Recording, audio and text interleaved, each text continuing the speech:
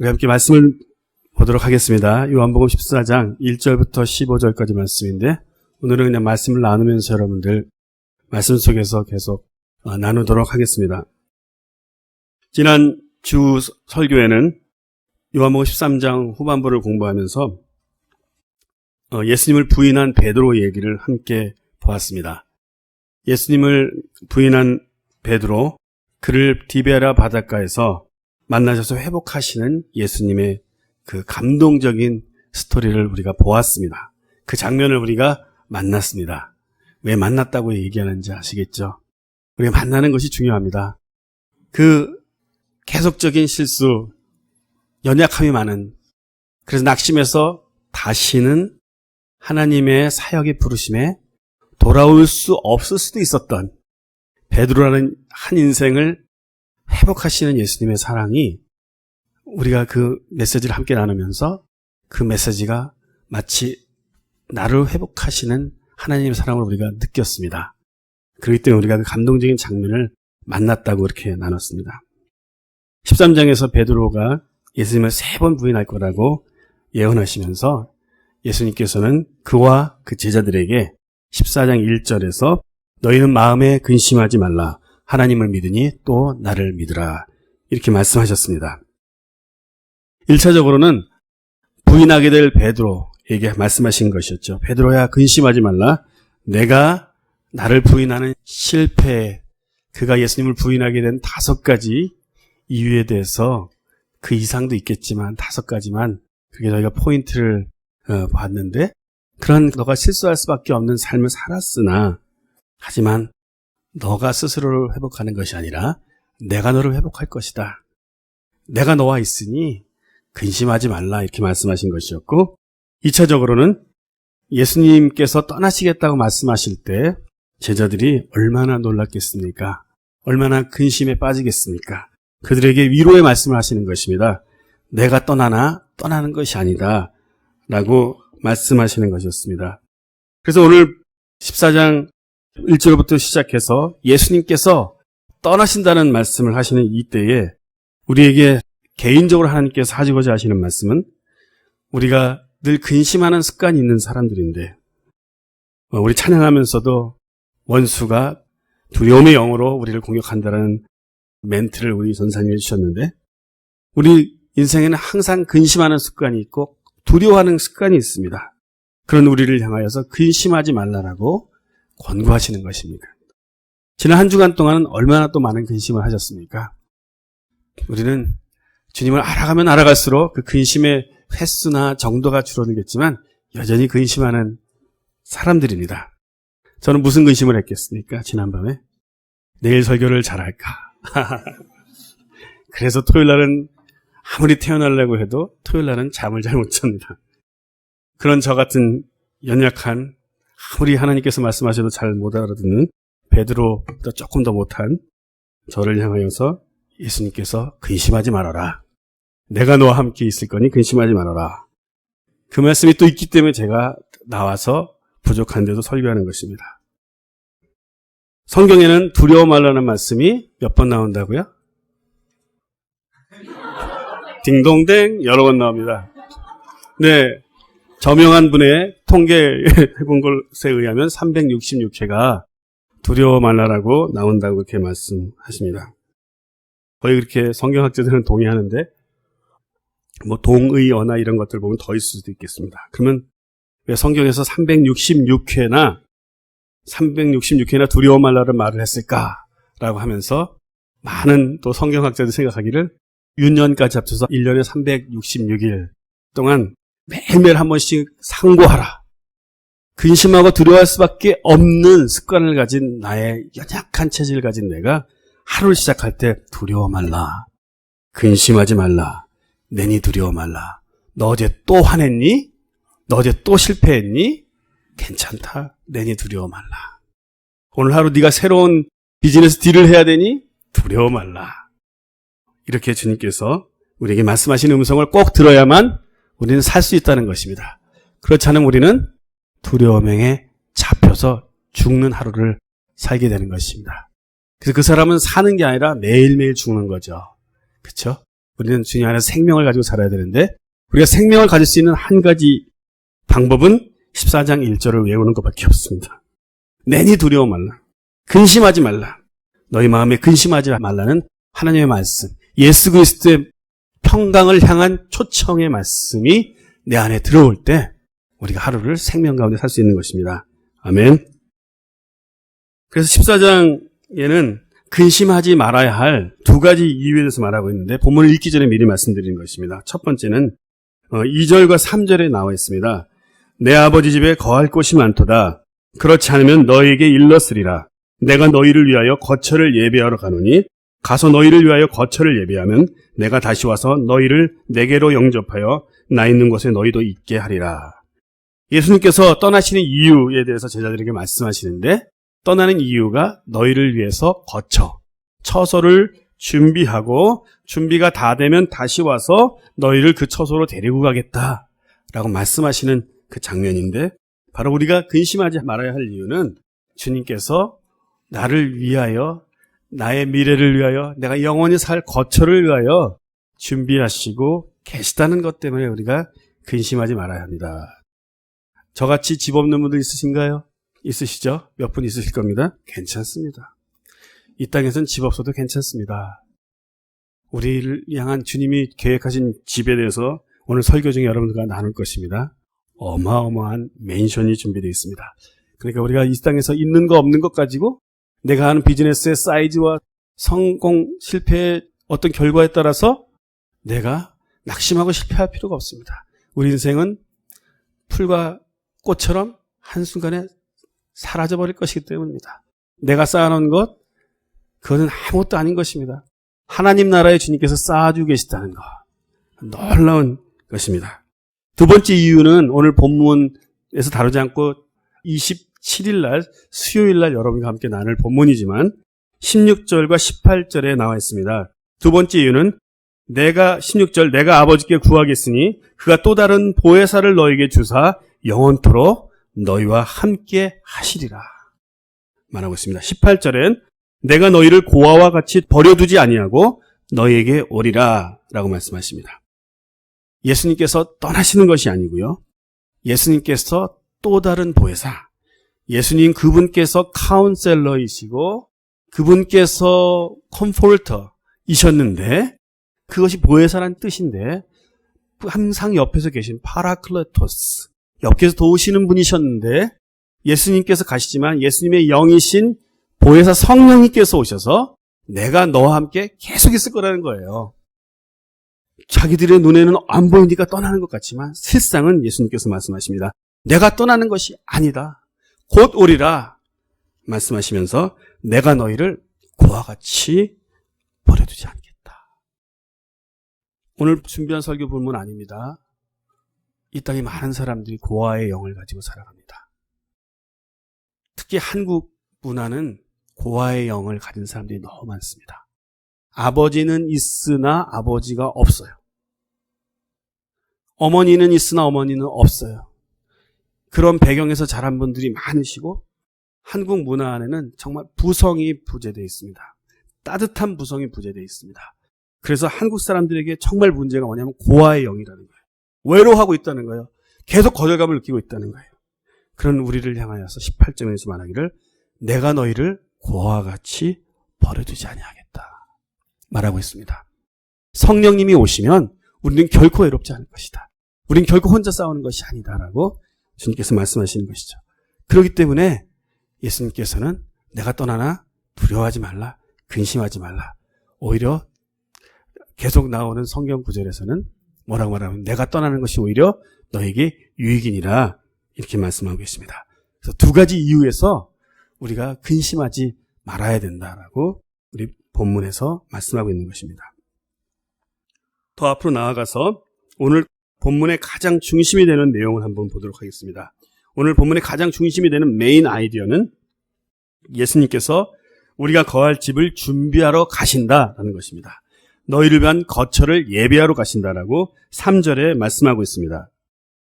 우리가 예수님께서 준비하시는 곳, 하나님의 나라, 천국에 대한 얘기를 많이 들었습니다. 어떤 이야기들은 정말 성경대로 잘 묘사한 이야기가 있고 어떤 이야기들은 좀 허구 같다, 허구성이 있다라고 생각되는 이야기들도 있습니다. 왜냐하면 우리가 들은 많은 천국 이야기들이 제가 어제 저녁에도 천국과 관련된 간증 유튜브에 많이 있는 걸 봤어요. 근데 열어서 듣진 않았습니다. 들어서 저에게 유익이 될 게 별로 없는 것 같아서 열어서 듣지는 않았습니다. 그 중에 어떤 부분은 정말 성경과 똑같은 이야기들이 있기 때문에 그런 이야기들은 우리에게 소망을 주는 잠시 코마 상태에 갔는데 하나님 만나고 오신 분들 이야기들이 있지 않습니까? 그런 건 믿음에 도움이 되지만 어떤 이야기는 너무 성경과 맞지 않다. 그런 이야기들이 있습니다. 그래서 주님께서 준비하신다고 하시는 진정한 그 하나님의 나라, 처소, 이 두 가지 의미가 무슨 의미가 있을까요? 두 가지를 보겠는데 첫 번째 하나님께서 예비하신다는 처소는 휴거할 때 우리가 입게 될 육신을 의미하는 것입니다. 그래서 우리의 지금 육신의 장막은 허물어질 것이에요. 그렇죠? 점점점 머리도 빠지고 이도 조금씩 아파지고 허리도 아파서 저희 할머니는 97세까지 사셨는데 벌써 80세 넘어서부터는 기역자로 사셨거든요. 그러니까 그때 치료 방법을 잘 안 써가지고 그런 것 같아요. 70 몇 세부터 이미 허리가 굽으셨거든요. 근데 나중에는 거의 기역자로 이렇게 꼬부랑 할머니로 다니셨는데 요즘 할머니들은 별로 안 그러세요. 왜냐면 치료를 받으시니까. 그렇게 우리 몸은 굉장히 계속 후패하게 되는 것이죠. 우리가 주님 오시고 나서 그 몸으로 산다면 좀 소망이 없을 것 같지만 지금 몸이 좀 여기저기 아프십니까? 괜찮습니다. 우리가 휴거될 때는 주님께서 우리에게 새 처소를 주신다. 새 장막을 주신다는 사실이 우리가 얼마나 소망을 가지게 되는 것입니까? 데살로니가 전서 4장 16절 17절 제가 읽어드리도록 하겠습니다. 주께서 호령과 천사장의 소리와 하나님의 나팔 소리로 친히 하늘로부터 강림하시리니 그리스도 안에서 죽은 자가 먼저 일어나고 그 후에 우리 살아남은 자들도 그들과 함께 구름 속으로 올려 공중에서 주를 영접하게 하시리니 그리하여 우리가 항상 주와 함께 있으리라. 이것이 천국의 의미입니다. 항상 주와 함께 있는 것이 천국인 것입니다. 주님께서 강림하실 때에 죽은 자가 먼저 일어난다고 말하고 있습니다. 이 배경을 말씀드리자면 데살로니가 성도님들이 그 초대교회 성도들은요 예수님께서 금방 오시는 줄 알았어요. 근데 자기들이 점점점 나이가 들어가고 그 당시 핍박을 왜 그렇게 초대교인들이 견딜 수 있었는지 아세요? 예수님이 곧 오신다는데 이런들 저런들 죽을 건데요. 좀 이상한 말이죠. 예수님이 곧 오신다는데 내가 믿음 지키고 죽는 게 낫지. 예수님이 곧 오실 건데 이런 믿음 때문에 더 지킬 수 있었어요. 그래서 말세 신앙을 가진 사람들과 말세 신앙을 가지지 않은 사람들과의 하나님을 향한 헌신의 차이가 크다는 거예요. 그래서 항상 갈보리 채플은 말세를 항상 얘기해 왔었습니다. 근데 그 성도님들이 이제 자기들이 나이가 들어가서 내 주변에 같이 신앙생활하던 분들이 한 명씩 죽으시는 거예요. 돌아가시는 거예요. 그런데 그들 생각하기를 주님이 오실 때까지 기다렸어야지 천국 가는 거 아닌가? 이런 생각을 하게 된 거예요. 잘못된 신학의 정립이 안 돼 있어서 바로 바울이 그들에게 신학을 정리해 주는 겁니다. 아니다. 너희들이 산 자가 죽은 자들보다 더 낫지 않다. 왜냐하면 주님이 오시면 죽은 자가 먼저 일어날 것이다. 썩은 몸들이 먼저 이것저것으로 흩어졌던 원소 하여튼 이런 분자들이 다시 합쳐져 가지고요. 그러면 좀 복잡한 얘기도 생기잖아요. 그러면 살아있던 장기 식든 사람의 몸에서 푹 빠져나가서 그런 얘기는 아니에요. 그런 얘기는 아니에요. 그래서 많은 크리스찬들이 한국의 크리스찬들이 예전에는 화장을 싫어했어요. 근데 이제 이런 바이블 티칭이 한국 기독교 안에 잘 들어가니까 그런 게 아니구나. 그렇게 생각하면서 이제 기독교에서 화장하는 것이 문화가 됐어요. 한국 문화는 이제는. 그런데 저희 어머니도 생각이 바뀌었어요. 예전에 제가 화장 얘기했다가 큰일 나고 그냥 불효자 될 뻔했어요. 근데 요즘에는 괜찮겠다. 왜냐면 이게 성경이 들어가니까 이런 일이 있는 것입니다. 그래서 어떻게 되는지 우리가 다 이해할 수는 없으나 죽은 자들에게 새로운 몸이 새로운 장막이 생겨서 그들이 공중에서 예수님을 만나고요. 그 다음 순서는 우리들이에요. 산자들이 구름으로 올려가서 공중에서 주를 영접하게 된다. 거기서 무슨 일이 하는 것이에요? 혼인잔치가 일어나는 거예요. 7년 동안의 혼인잔치가 있는 것입니다. 이때 휴거될 때에 주님이 오실 때 휴거되는 몸은 우리가 새로운 몸을 입게 되는 건데, 살았던 사람이라 할지라도 새로운 몸을 입게 되는데, 그 몸은요, 상상이 안 갑니다. 그 몸은 어떤 몸을 상상하시면 되냐면, 부활하신 예수님이 문을 열지 않고 제자들이 있는 집으로 들어오셨습니다. 그리고 짧은 시간에 공간 이동을 하셨습니다. 바로 그런 몸을 말하는 것인데 설명할 방법이 없습니다. 우리가 존재하고 있지 않는 몸이기 때문입니다. 그런 몸을 우리가 입게 될 것이다라고 부활의 첫 열매이신 예수님이 보여주셨기 때문에 우리가 추측할 수 있는 분은 그 정도입니다. 어쨌든 지금 몸과는 다를 것입니다. 완벽한 몸이 될 것입니다. 거기에서는 아프지도 않다고 했습니다. 병도 없다고 했습니다. 그 두 번째는요, 여기서만 끝나면 안 되죠. 왜냐하면 성경에 분명히 기록이 되어 있기 때문입니다. 두 번째는 바로 우리가 그렇게 원하는 맨션입니다. 우리가 살게 될 새로운 처소를 준비하신다는 것입니다. 요한계시록 21장 10절에는 이렇게 말씀하고 있습니다. 성령으로 나를 데리고 크고 높은 산으로 올라가 하나님께로부터 하늘에서 내려오는 거룩한 성 예루살렘을 보이니, 이렇게 말하고 있습니다. 뭐라고요? 하늘에서부터 새 예루살렘이 내려오고 있다고 말하고 있습니다. 그것이 바로 우리가 살 곳인데, 성경에서는 천국에 대해서 얘기할 때, 이 새 예루살렘에 대해서 얘기할 때 황금의 도시로 묘사하고 있습니다. 우리 금 좋아하지 않습니까? 중국 분들은 잔치가 있으면 금을 주잖아요. 제 동생은 중국 남자한테 결혼했는데 금이 굉장히 많이 쌓여있다고 합니다. 명절 때마다 친척들이 금을 준다네요. 결혼하시려면 중국 사람한테 하십시오. 우리 교회 자매님들 금을 많이 받게 됩니다. 이렇게 사람들은 금을 좋아하는데, 이 땅에서 금을 아무리 모은들, 베드로 이야기 제가 몇 번 해드렸죠. 웃긴 이야기. 생각 안 나시나요? 그러니까 또 설교자는 살 수 있어요. 계속 기억을 못 하시기 때문에 또 할 수 있습니다. 어떤 부자가 인생을 마치고 이제 천국을 가게 됐는데, 자기가 이제 천국을 가면서 자기 재산을 다 벌어서 무엇으로 가져갈까 하다, 금이 좋겠구나. 그래서 금을 배낭에다가 가득 실어서, 굉장히 부자죠? 가득 실어서 천국 앞에 갔더니 천국 앞에서 베드로 선생님이 기다리고 계셨습니다. 베드로 선생님이 너 왜 이렇게 끙끙 매면서 여기까지 왔느냐? 여러 번 했는데 사실은. 끙끙 매면서 여기까지 왔느냐? 그랬더니 베드로 선생님, 제가 평생 동안 모았던 재산을 이것으로 받고 왔습니다. 그러면서 자기 배낭에 있는 금을 딱 보여드렸더니 베드로가 뭐라고 말했죠? 너는 왜 아스팔트를 들고 왔느냐? 들을 때마다 웃으시니 참 좋군요. 예, 수요일날 오시면 이런 얘기를 많이 듣게 됩니다. 성경에선 천국을 황금의 도시로 이렇게 묘사하고 있습니다. 그뿐만 아니라 홍보석, 녹보석, 이 부분만 따로 공부하면 너무 재밌겠는데요. 계시록에 나와 있어요.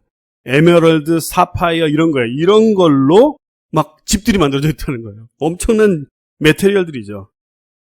계시록 21장 11절에 보면 그 성의 빛이 지극히 귀한 보석 같고 벽옥과 수정같이 맑더라, 이렇게 말하고 있습니다. 벽옥은요, 제스퍼라는 보석입니다. 제스퍼가 뭐예요? 옥 종류인가요? 근데 원래 제스퍼는 불투명한 보석인데 보면 수정같이 맑더라라고 말하고 있습니다. 그렇기 때문에 많은 또 성경학자들이 생각하기를, 그 당시에 사도 요한 시절에는, 계시록을 기록할 때 시절에는 다이아몬드가 존재하지 않았다는 거예요. 다이아몬드는 그 이후에 개발된 광석이라고 합니다. 그래서 아마도 요한이 다이아몬드를 봤는데 이게 뭔지를 모르는 거예요. 그래서 기록할 수 있는 방법이 이렇게밖에 기록하지 못했을 것이다. Anyway, 다이아몬드라고 생각해 보십시오. 다이아몬드로 막 장식이 되어 있다는 거예요. 그래서 좀 작은 거 들고 계시죠? 이런 거는 쓸 데도 없어요. 너무 많아서. 이런 곳이 우리가 거할 처소라는 것입니다. 여러분들 그 타일을 그냥 다이아몬드로 까는 거죠. 그 수준 돼야 천국에서는 나 집 있다 이렇게 하는 겁니다. 또 계시록 21장 19절에서 21절에는 12개의 보석과, 그 보석은 따로 한번 연구해 보십시오. 인터넷에서 다 찾을 수 있어요. 이 보석의 이름들이 뭔지는 금방 찾을 수 있고요. 그 다음에 진주문, 문은 진주로 되어 있고, 정금길, 이렇게 성경에서 새 예루살렘에서 설명하고 있습니다. 또 크기는 어떻습니까? 계시록 21장 16절을 보시면요, 그 성은 네모가 반듯하여, 무슨 말이냐면 정사각형이라는 것입니다. 네모가 반듯하여 길이와 넓이가 같은지라 그 갈대자로 그 성을 측량하니 12,000 스타디온이요 길이와 너비와 높이가 같더라. 정사각형 박스라는 거죠. 이렇게 설명해야 되겠습니다. 그런데 모든 길이가 같다는 것입니다. 여기서 12,000 스타디온이라고 길이를 한 면의 길이를 12,000 스타디온이라고 했는데 스타디온의 라는 단어의 뜻은 여기서부터 스테디움이라는 단어가 나왔다고 이해하면 이해할 수 있습니다. 경기장의 사이즈를 얘기하는 건데 원 스타디온은요 185m 상상해 가시죠. 축구장보다 조금 크다든지 이런 정도입니다. 185m 길입니다. 곱하기 12,000을 해보십시오. 지금 숫자가 빠르신 분들 22,000km예요. 22,000km. 여기서 한국 가면 얼마나 되죠? 아시죠? 12,000마일 이러지 않습니까? 22,000km입니다. 그래서 그 크기를 보면은요, 110억 3제곱킬로미터예요. 3승입니다. 그 크기는 어느 크기냐면 달의 크기예요. 새 예루살렘이 이런 사이즈예요. 달의 크기가 내려오는 거예요. 그래서 좀 넉넉히 잡으면 33억의 인구가 넉넉히 살 수 있는 자기 땅 좀 크게 해가지고 뭐 도시도 짓고 가지고 넉넉히 살 수 있는 인구가 33억. 그러면 굉장히 많은 인구들이 살 수 있다는 거죠. 계시록에 얼마나 많은 사람들이 한 번의 재앙에서 3분의 1이 죽고 휴거당하지 않은 사람들 얘기하는 것입니다. 그래서 얼마나 인구가 줄어들 건가를 생각하면 이 크기가 얼마나 큰 크기인지를 새 예루살렘의 크기를 알 수 있습니다. 이 집이 다 지어지면 그 컨스트럭션이 끝나면 예수님께서 다시 오시겠다라고 말한 것입니다. 그냥 크기만 한 게 아니라 최고의 재질로 지어진 우리를 향한 집을 예수님께서 준비하시기 위해서 가셨다라는 사실입니다. 그 슬퍼할 일이 아닌 것이죠. 처소가 준비되면 다시 오신다, 재림하신다는 그 말은 무슨 말입니까? 첫 번째, 왜 예수님께서 이 집을 준비하시는데 시간이 이렇게 많이 걸릴까요? 예수님이 그 컨스트럭션 하시는데 시간을 2000년이나 잡으실 만큼 그렇게 무능한 분이십니까? 물론 크기는 굉장히 크지만요. 달만한 건물을 짓고 계시지만 천지를 6일 만에 지으신 예수님께서 2000년 전에 이미 새 예루살렘과 새 하늘과 새 땅을 다 끝나지 수 있지 않았겠습니까? 그래서 생각해 봤습니다. 진정한 의미의 예배하는 것은 무엇일까? 진정한 의미의 예수님께서 준비하시는 집은 무엇일까? 바로 구원받을 만한 사람들의 숫자가 차기까지라고 믿습니다. 복음이 전해져야 할 곳에 복음이 다 전해지는 것. 그래서 마지막 한 영혼이 예수님을 영접하는 그 순간 빰빠라밤 하면서 주님이 오실 것입니다. 그런 것이 바로 주님께서 예배하신다는 뜻일 것이라고 저는 그렇게 생각이 듭니다. 그곳에 예수님께서 말씀하시기를 너희가 나와 함께 있을 것이다 라고 약속하시는 것이 그 집에 너희가 나와 함께 살 것이다 말하고 있습니다. 거기서 또 우리가 뭘 한다고요? 우리가 왕노릇 할 것이라고 말하고 있습니다. 나중에 또 기회가 되면 또 공부하도록 하겠습니다. 오늘 한 가지 더 우리가 말세에 일어나게 될 이벤트, 사건들의 순서들을 다시 한번 정리해드리면요. 첫 번째, 공중 재림이 있습니다. 공중에서 나팔소리와 함께 공중 재림이 있으면서 신자들이 어떻게 됩니까? 휴거되는 일이 일어납니다. 그리고 7년 대환란이라는 일이 생겨나죠.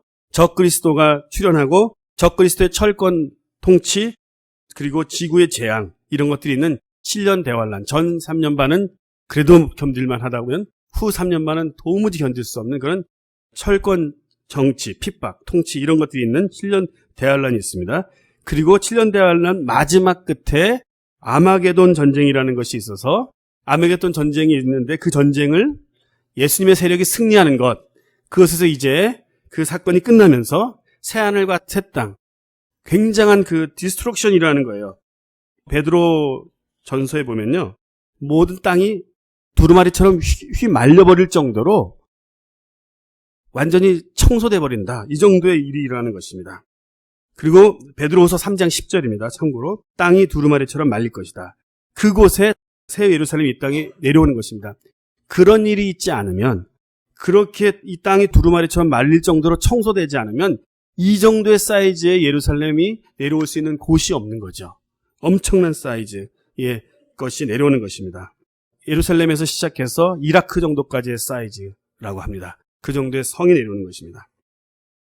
그리고 천년 왕국이 시작되는 것이고요. 이때 우리가 주님과 함께 왕노릇을 하고요. 그리고 오늘 스피드하게 얘기합니다. 계시록에 보면 사탄이 일시적으로 풀리는 일이 있다고 말을 합니다. 사탄이 무적행에서 잠시 풀려서 사람들을 미혹하고 곡과 마곡을 깨워서 그들과 함께 전쟁을 일으킵니다. 하나님의 세력에 대한 전쟁, 대항하는 전쟁을 일으키나 그 전쟁은 얼마 가지 못해서 바로 하나님께서 그 전쟁을 일으켰던 곡과 마곡, 거기에 동조했던 믿음이 없었던 자들, 이 이야기는 지금 다 설명 못하겠습니다. 믿음이 없었던 자들이 그것이 아직도 남아있습니다. 그들이 함께 심판을 받고 이제 영원한 무적행으로 들어가는 사건이 있은 후에 이제 영원한 천국. 그래서 우리는 천국을 얘기할 때 천년 왕국을 얘기하는지 그 다음에 영원한 천국을 얘기하는지 섞어서 얘기하는 경향이 있습니다. 어쨌든 그 이후에 이제 영원한 왕국이 있는 것입니다. 이것이 바로 하나님의 나라인 것인데, 하나님의 나라, 천국이라는 말은 다른 말로 말하면 오늘 본문에서 말씀드렸는데 하나님의 임재가 있는 것이에요. 영원히 주님과 거하는 곳, 그것입니다. 그래서 하나님의 나라를 생각할 때 하늘 어디엔가 있는 것으로 생각하기 쉬우나 우주 어디엔가 있을 것이고 우리가 거기로 빨려 들어가서 살 것이라고 생각하는 경향이 있으나 그것보다는 하나님과 함께 있는 곳을 더 먼저 생각했으면 좋겠습니다. 그리고 두 번째로는 그 새하늘과 새 땅이 분명히 내려온다고 이렇게 말씀하셨고, 그 다음에 그 이후에 대해서 영원한 왕국에 대해서는 성경에 많은 기록이 없습니다.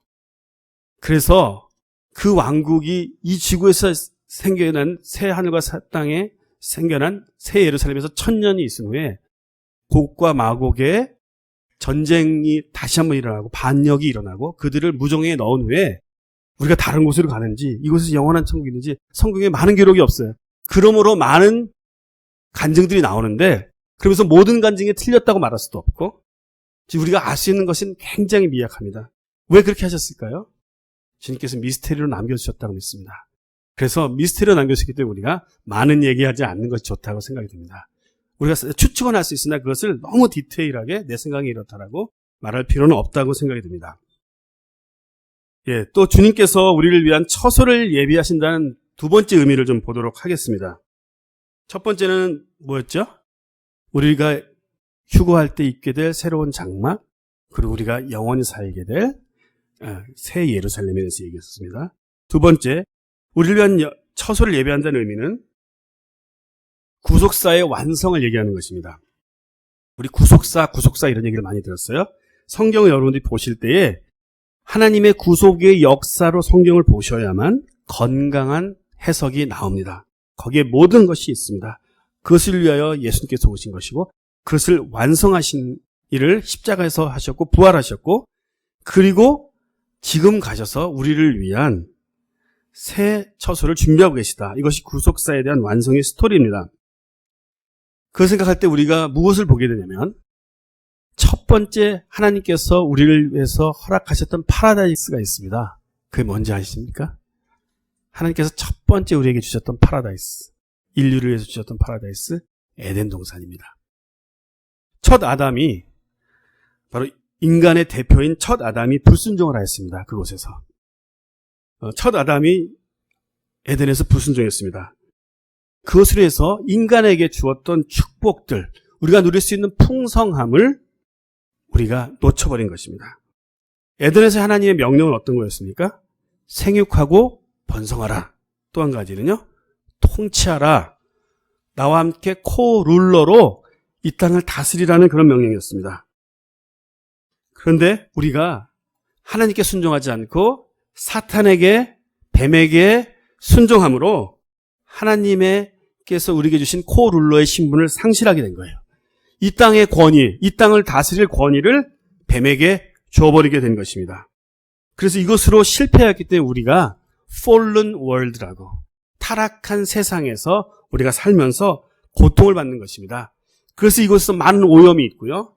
많은 디스트럭션이 있고 질병들이 있는 것입니다. 그것이 우리의 조상과 우리의 불순종을 해서 이 세상이 함께 피조물이 함께 고통받고 있다는 말입니다.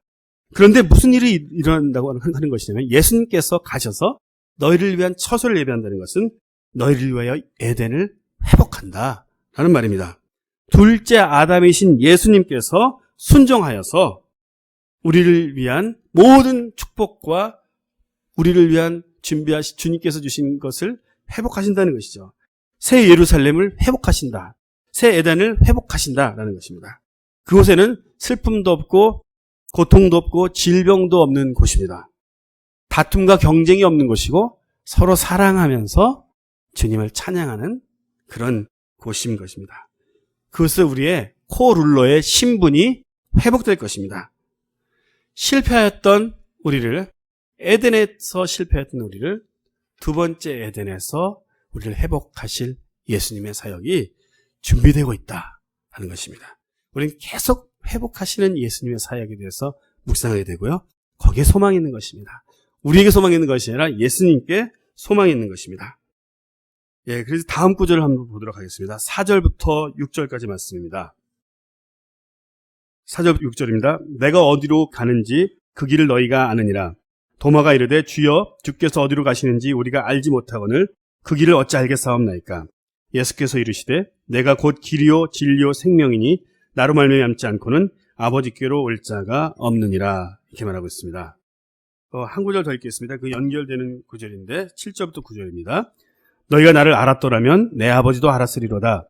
이제부터는 너희가 그를 알았고 또 보았느니라. 빌립이 이르되 주여 아버지를 우리에게 보여주옵소서. 그리하면 족하겠나이다. 예수께서 이르시되 빌립아 내가 이렇게 오래 너희와 함께 있으되 내가 나를 알지 못하느냐. 나를 본 자는 아버지를 보았거늘 어찌하여 아버지를 보이라 하느냐. 이렇게 말하고 있습니다. 7절부터 9절입니다. 여러분들 지금 예수님의 스테이트먼트와 두 제자의 질문이 있습니다. 한 명은 도마고 두 번째 사람 빌립입니다. 도마와 빌립의 질문은 조금 다르나 사실 거기에 동일한 문제점이 있습니다. 무슨 문제점이죠? 그들이 예수님과 함께 있었으나 예수님 안에서 볼 것을 보지 못했던 사람들이다. 그들이 예수님과 함께 있었으나 아직도 예수님을 잘 모르고 있는 자들이다라는 것입니다. 바로 내 얘기하는 것 같지 않습니까? 내가 주님을 그렇게 오랫동안 따랐으나 아직도 하나님에 대해서 모르는 것이 많구나 라는 그런 정직한 고백이 있어야 되는 것입니다. 제자훈련학교 6개월이 아니고 3년 반이나 해서 이렇게 받은 제자들도 이랬는데 말이지 않습니까? 도마의 질문이 이렇습니다. 주여 어디로 가시는지 우리가 알지 못하거늘 그 길을 어찌 알겠사옵나이까. 5절에서 이렇게 말하고 있습니다. 도마의 질문은 도착하는 곳으로 어디로 가시는지에 대해서 모르겠다고 말하는 것입니다. 우리는요 도착지에 관심을 많이 기울이는 사람들입니다. 우리 한국 사람들은요 빨리 해법을 찾아서 빨리 해치우는 민족 이거예요. 빨리빨리 배우죠. 그래서 과정 별로 안 중요하고 빨리 결과를 해서 빨리 성공하면 되고 이런 것입니다. 도착지, 목적지에 관심 있는 민족이 한국 사람들이에요. 그럼 어떻게 되는지 아십니까? 상대적으로 불행합니다. 내 목표 설정이 다 될 때까지는 계속 불행합니다.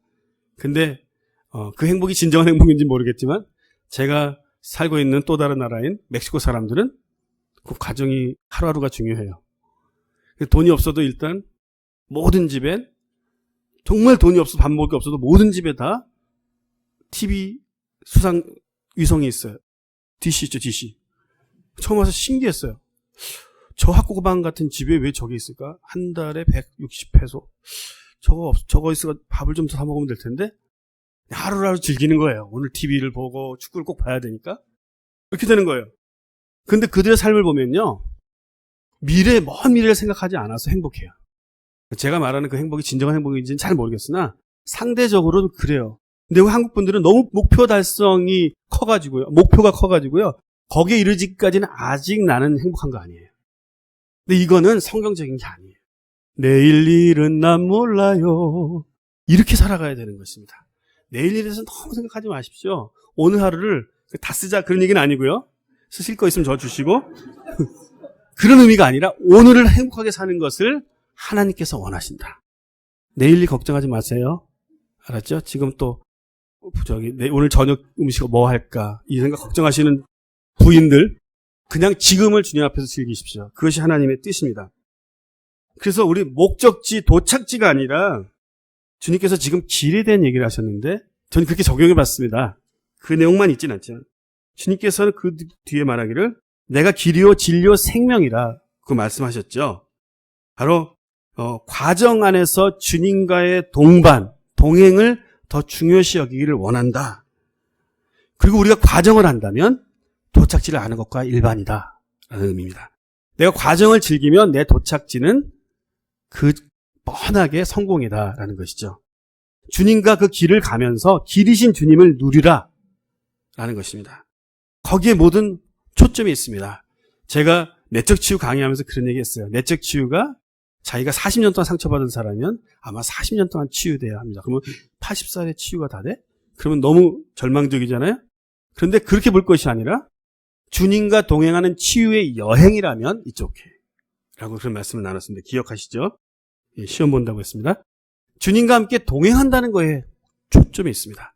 매일매일 주님이 나를 위로하신다면 나에게는 아직도 인생의 문제들이 있으나 그 문제에 빠져 사는 것이 아니라 주님께 빠져 사는 거죠.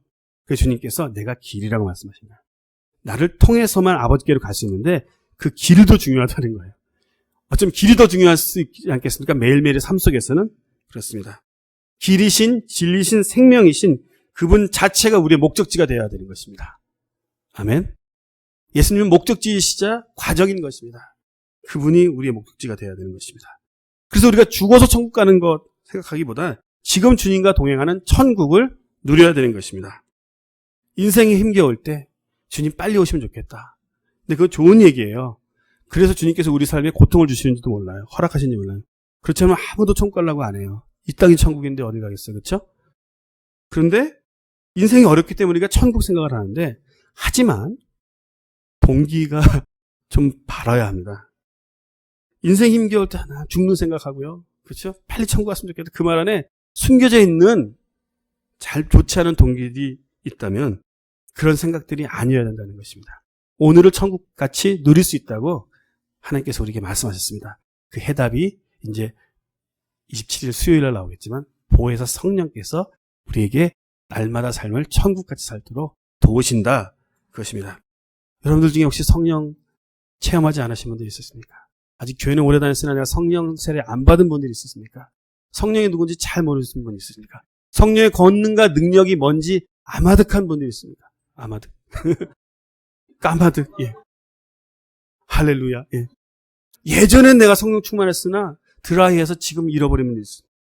우리가 살 길은요. 성령 충만한 것. 성령의 능력 안에서 우리가 날마다 천국을 누릴 수 있는 것입니다. 또 다른 질문은요. 빌립의 질문입니다. 7절에서 9절에서 너희가 나를 알았다면 내 아버지도 알았으리로다. 아버지를 보여주십시오. 이렇게 말했을 때 예수님의 말씀입니다. 8절에서 아버지를 보여달라고 했습니다. 이 제자들이 예수님을 그렇게 따랐지만 예수님의 말씀을 다 이해하고 따른 것 같지는 않습니다. 이제는 예수님의 가르침에 종지부이지 않습니까? 이제 하루 남았어요? 이제 정말 가르침의 종지부입니다. 마지막 제자들과의 다락방에서의 티칭입니다. 근데 3년 반을 다니고도 아직도 예수님 안에 있는 아버지를 못 봤다라는 것입니다. 그들은 분명히 봤습니다.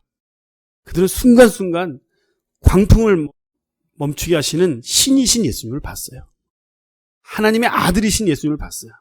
근데 일부, 부분적으로 봤지만 풀넷을 못 본 거예요. 예수님 안에 있는 아버지를 아직도 못 본 것입니다. 바로 우리의 모습과 같다고 했습니다. 우리도 그렇습니다. 예수님이 여기까지 따라왔는데 아직도 예수님을 잘 모르는지도 모릅니다. 그래서 우리가 힘써 알아야 되겠습니까? 무엇을요? 하나님을 알기를 힘써 알아야 되겠습니다.